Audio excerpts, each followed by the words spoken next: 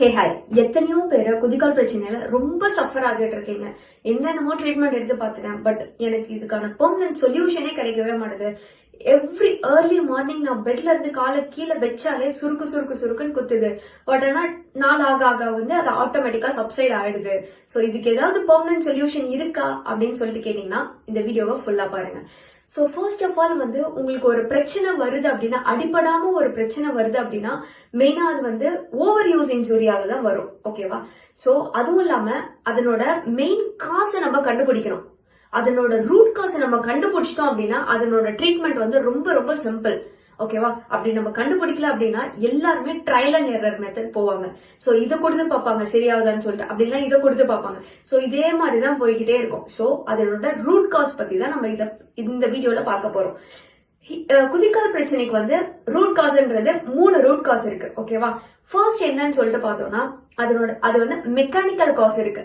அது என்ன mechanical cos அப்படின்னு சொல்லிட்டு கேட்டீங்கன்னா, ஒருத்தர் ரொம்ப நேரமா நின்னு வேலை செய்யறவரா இருக்காரு. சோ ஒரு நாளைக்கு நான் 8 மணி நேரம் நின்னுதான் வேலை செய்யணும், வேற ஆப்ஷன்ஸே இல்ல, என்னோட வேலை அந்த மாதிரி. அதே மாதிரி ஒரு வாரத்துக்கு நான் 5 நாள் வேலை தொடர்ந்து செஞ்சுக்கிட்டே இருக்கணும்.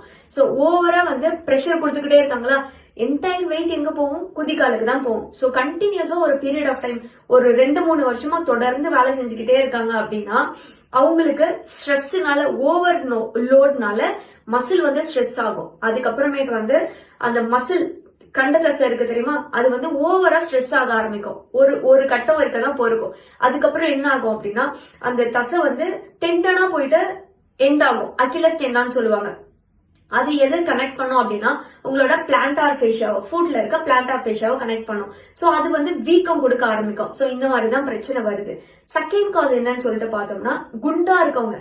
சோ ரொம்ப நேரம் நின்று வேலை செய்யறவங்களும் குண்டா இருந்து கொஞ்ச நேரம் வேலை செஞ்சாலும் சேம் மெக்கானிசம் தான் நடக்க போகுது.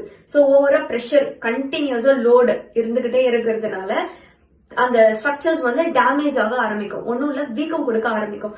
சோ நம்ம கண்டினியூஸா நின்றுகிட்டே இருக்கிறதுனால அந்த எலும்புலயே குதிகால்னு சொல்லுவாங்கல்ல, குதிகால்லயே ஓவரா பிரஷர் கொடுத்து நின்றுகிட்டே இருக்கிறதுனால கால்சியம் டெபாசிஷன்ன்றது அந்த இடத்துல ஆக ஆரம்பிக்கும். சோ அந்த இடத்துல ஆட்டோமேட்டிக்கா ஸ்பர்ன்றதே ஃபார்ம் ஆகும். அது கால்கேனியல் ஸ்பர்ன்னு சொல்லுவாங்க. பாக்குறதுக்கு முந்திரி ஷேப்ல இருக்கும் நீங்க எக்ஸ்ரே எடுத்து பாத்தீங்க அப்படின்னா. சோ இது செகண்ட். தேர்ட் எப்படின்னு சொல்லிட்டு பார்த்தோம்னா உங்களோட ஃபுட் பயோமெக்கானிக்ஸ்.